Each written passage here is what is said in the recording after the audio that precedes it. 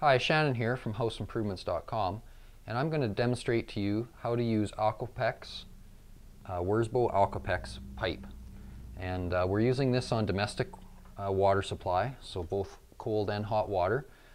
You can see behind all these, you can see the main water line comes in here already.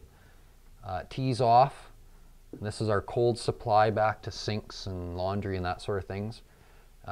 It continues on down here eventually to feed the water heater. We've put in these ball valves, and they're a push fit connecting ball valve. You can use those push fits on copper or most any of these plastic pipes, and we have a video on that as well that you can check out on our YouTube channel. So we've got that. We've got the manifold here. We're going to have 3 cold lines leaving from here going to other parts of the suite. Over on this side, this is the hot water side, so there'd be a feed coming out of the hot water, or out of the hot water tank, I mean, to this valve, and then through to the manifold, and again going to the different fixtures in the suite. So that's all prepped up there. We're going to connect. We've ran all our lines from the various fixtures in the place, and we're going to attach them all to these manifold ends. And it's a fairly simple system. I've got 2 different tools to show you on using this, or installing these, I should say. But basically they work very similar. This system, you may be more familiar with the PEX system. That is a brass crimp ring. So you would stick it on a nipple, use a tool and squeeze the little brass ring, and you're done. This one uses a plastic ring that you expand. You slip it over the end of the pipe, you expand it out with a tool, stick it onto your nipple, and then, not onto your nipple, but stick it onto the nipple of the manifold here. And the ring itself has like a memory in the plastic, so it just slowly shrinks back down and stays tight and doesn't come off again unless you cut it off. So very simple system. There's nothing to rust or have problems with after the fact. You're seeing most new houses done with some type of plastic plumbing. There's very little copper in any of them anymore. It is less expensive than copper. Copper's getting up there in price. You can do complete home runs with this. By that I mean you can go without any connections usually, or a lot of times, right from this one connection at the main supply right to your fixture. You don't have to have a bunch of elbows and stuff. It is pretty flexible. It'll make most turns. You can't bend it too far, and if you do with this stuff, if you actually bent this and put a kink in it, you can heat it up with a heat gun and it'll actually repair itself. So that's one thing with the Wirsbo, that you can actually repair it if it does get a kink in it. I forget now what the there is a radius that you can use, and I think it's 6 times the diameter or 10 times the diameter. I just kind of forget now what it is as far as how far you can, but basically this one you could bend it this far and not have any problems with that. There are also these benders or corner connectors or holders or whatever you want to call them, that are made for the various sizes. Like, you know, this is 3/4 pipe, this is 1/2 inch, but this would hold it in the bend, and you could attach it to the wall if you needed to. So there's a few different gizmos and attachments that come with a lot of this stuff. But like I said, I've got the different manifolds here.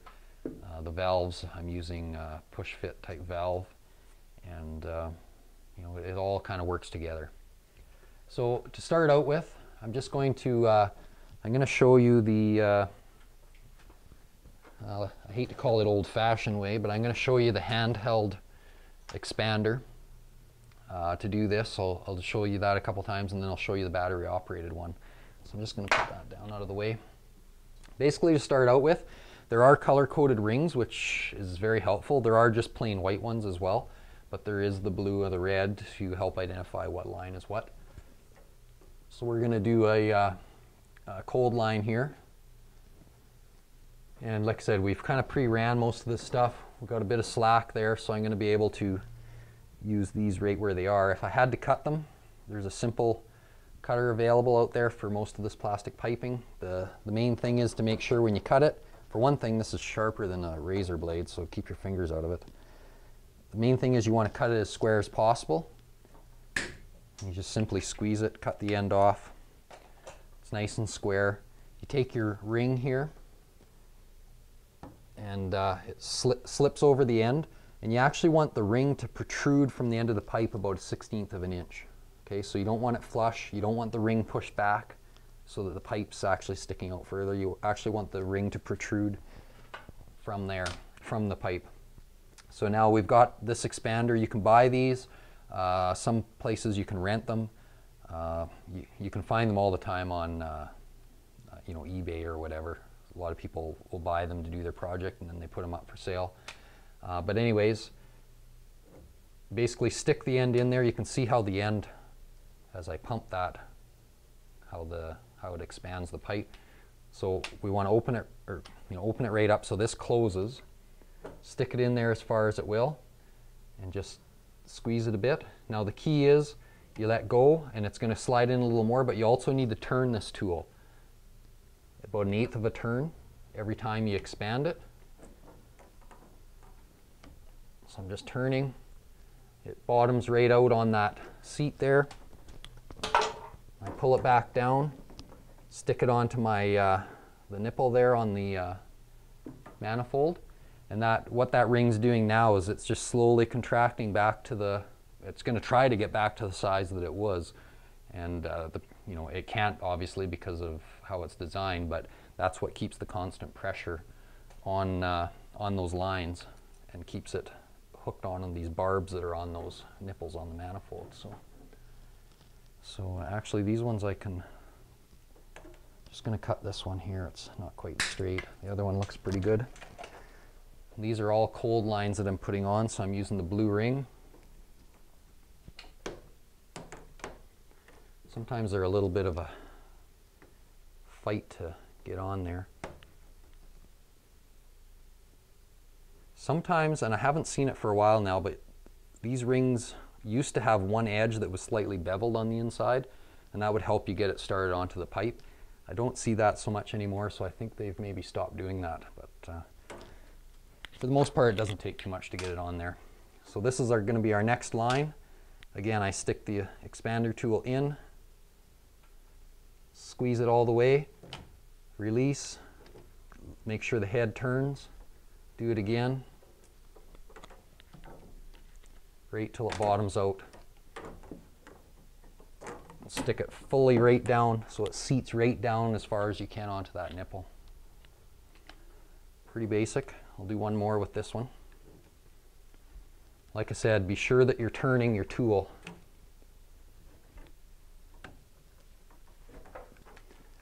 The reasoning for that is that these little kind of serrated little ribs on there, if you just kept going straight all the time, it actually can create a bit of a groove on the inside of the pipe, which, if you don't turn it, creates a straight groove, which you can end up getting a little bit of leakage or seepage. So by turning it, you're misaligning that groove every time that you go in a little further, and prevents any kind of leakage. Now if you needed to get that off, you can take your cutter, go up a couple inches or whatever you need, cut the pipe, take a utility knife, and just carefully cut until you get through the ring, and then the ring will come off. You'll be able to grab a hold of this little stub that you have on there and pull it off. You want to be careful when you're doing that, though, that when you're cutting that, or if you're trying to cut the pipe, you don't cut so far in that you actually cut a groove in the ribs on the manifold where it's going on the nipple. Otherwise, again, you could get a leak. So. And some of these manifolds, you can get brass ones or whatever. These ones just happen to be, I don't know what they're made of, plastic or something. I don't know exactly. So anyways, now we're going to go over to the hot side. So we've got some red rings. And make sure your end's cut square, and it is. One thing with this piping to avoid, you want to avoid leaving it outside, sitting in the back of your truck or anything like that, or out on your back deck. Sunlight, ultraviolet rays break this pipe down over time. So they recommend keeping it in the box that you've bought it in, or a very least indoors.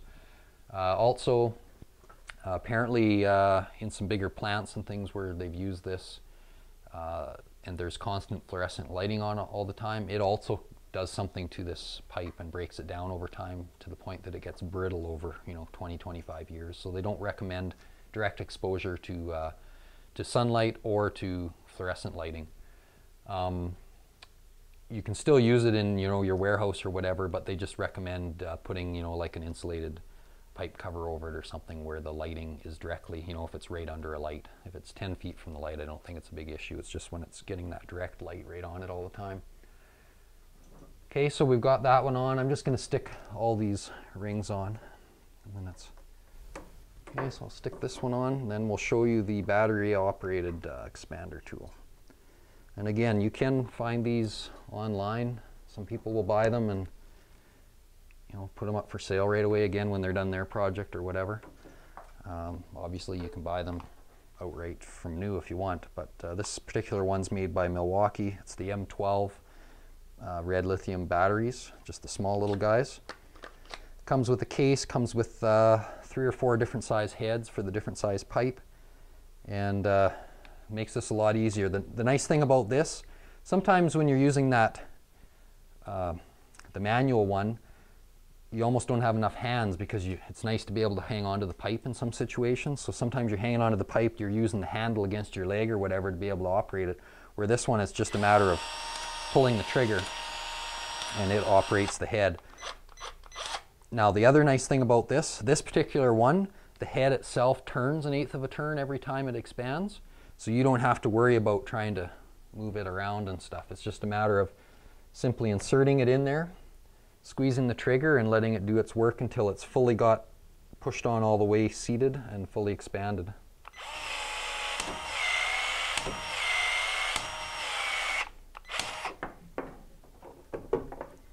Push it on there all the way and it's as simple as that. So this one's nice because it does all the twisting and everything on its own. Let's see if I can get this one.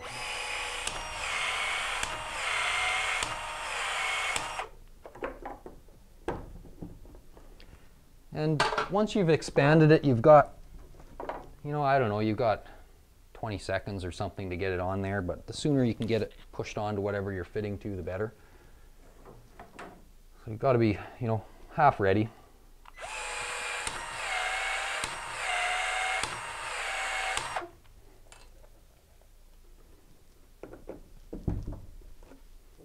So you can see it goes pretty quick once you're all set up and you've got everything ready to work with.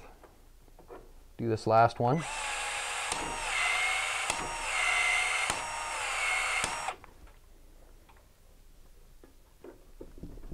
If you had a lot to do, this one would well be worth the money. I'm not sure what they are brand new. They're probably close to $400. But like I said, if you can find one on eBay or something like that, you might pick it up for a couple $100, and then when you're done, you throw it back on there and get most or all your money back. So that's this end of it. So we've showed you how to hook this all to the manifold. Again, there's all kinds of fittings. There's T's, there's elbows, there's whatever you want. I always try to run my lines as much as I can, at least without any extra joints. So basically it's hooked up at this end, and at the other end it's hooked up to a valve or whatever it's going to be for a sink. And then there's just less chance of any kind of problems. Not that you can't use the elbows and stuff, but that's kind of the beauty of this, is it saves you a bit of money too and time, because you aren't cutting and splicing it all together all over the place. So you can see we've got everything fairly neatly done here. I will put some straps once we're completely finished. I will put some straps on this to hold it back, and I think I've got a couple here just to show you. So they're kind of a little plastic, semicircle type clamp with a nail already pre-started on it, and it just slips over the pipe. You push it back to wherever you're going to fasten it and hammer the nail in. I have taken those nails out and put a screw in there even the odd time. That seems to work just as good. Just make sure that you are attaching the pipe so it's not just hanging all loose or whatever, because you will get some rattling and some banging as the pressure changes and you're turning taps on and off. So you want to probably put one of these clamps about every 3 feet or so, just to keep it all straight and still and less noise. Because once you've got your walls drywalled and everything's hidden, there's nothing worse than a pipe banging in the wall. So I think that's some of the main stuff I can tell you.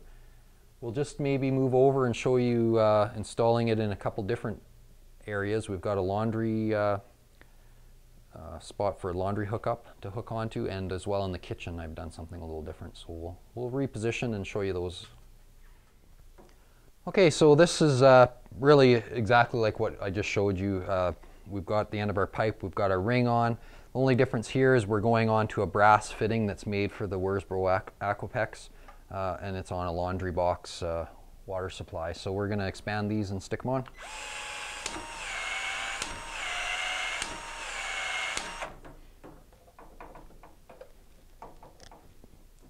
Like I said, just make sure you're fully seating that right on there, and you should be good every time.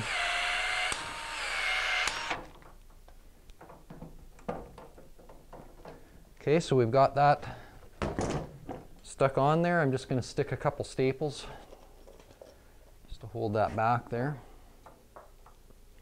Remember, you want to try to keep your pipes back so that if somebody puts a nail or something through here, they aren't going to puncture your pipe.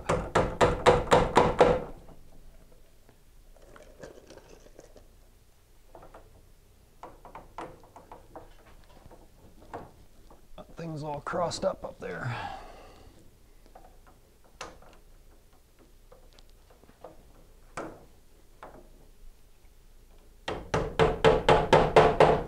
And once I have a stool, I'll just continue on up. I'll probably put another set there and then go across the ceiling with some staples. So it's easy as that. We'll pop into the kitchen now. Okay, so over here in the kitchen, I do things a little bit differently. You can take this Aquapex, come down in the wall, use one of those corner bend dealies that I showed you there earlier, and bring it out through the hole here, and this would be where your valve is under the sink in the kitchen cabinet. I'm not a big fan of that. I still use an L-shaped piece of copper in this area. It's just a little bit more rigid. I can still put my valve on here and not, not just have a piece of pipe hanging out of the wall of the Aquapex. So to do that, they sell a sweat-on fitting that you solder onto copper. It's just a straight nipple that solders onto the copper, and then it's got the end on it for the Aquapex. So really same thing as what we just did over in the laundry. We're going to stretch this out and stick it on there.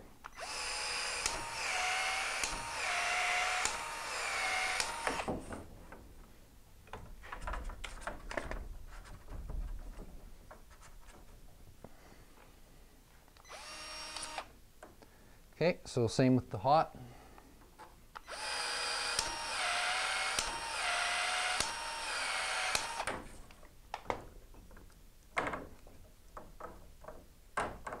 Okay, just like that. Now, here's a good example, and I'm going to show you this just because we can. Can you toss me my utility knife there? This one really, I'm not happy with how far down it went, and I couldn't push it on any further. There's about an 1/8 inch gap there. I don't want to leave that, so I'm going to cut this ring off and cut the end of the pipe and redo this one. So again, I'm just using my utility knife, just carefully trying to cut through just that ring without scarring the brass fitting at all.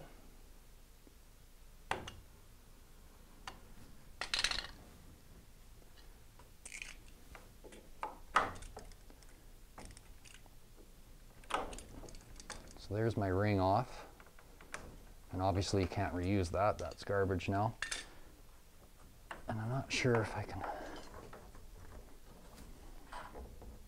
no, you can't really quite pull it off, so I'm going to have to cut this, and again I'm just trying not to cut right through to my brass fitting. When I get most of the way through, I can hopefully just kind of split that apart. This doesn't happen very often, so not used to doing this. Yeah, it's starting to open up there now. There we go. So I got the pipe, the end of the pipe to split enough there that I to get it to actually break finally. And I'm going to cut that off. I'm going to come up a good inch past that end just to be sure I get into some good pipe again. I've got enough pipe there to do it. Cut it off square. I think I've got another blue ring here. I do. And stick my ring on. And I'm not sure why I just couldn't quite get that one down tight, so do it again.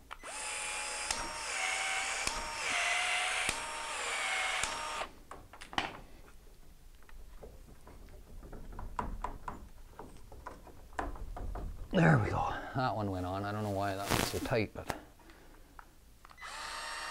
So there we go. We got that in, and again, I simply got to go afterwards, put some staples in that, get everything rearranged up into the ceiling space, and then we're good. And just a matter of putting our valves on after the drywall's done. So that's the basics of using Wirsbo Aquapex piping and these shrink rings.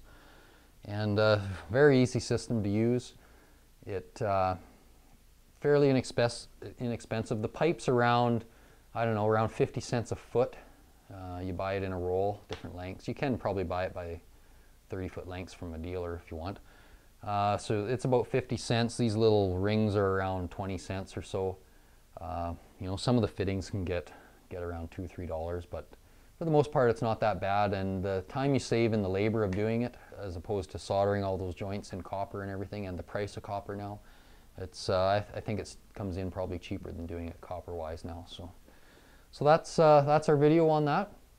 You can go to our forum, see what everybody's talking about on the forum, ask your questions.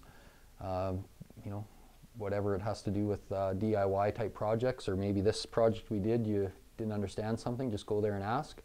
On our YouTube channel, we have other plumbing videos. We've got lots of other videos, and you can just go there. If you want to, you can subscribe to the channel, and we'll notify you every time we put up a new video. So thanks a lot for watching.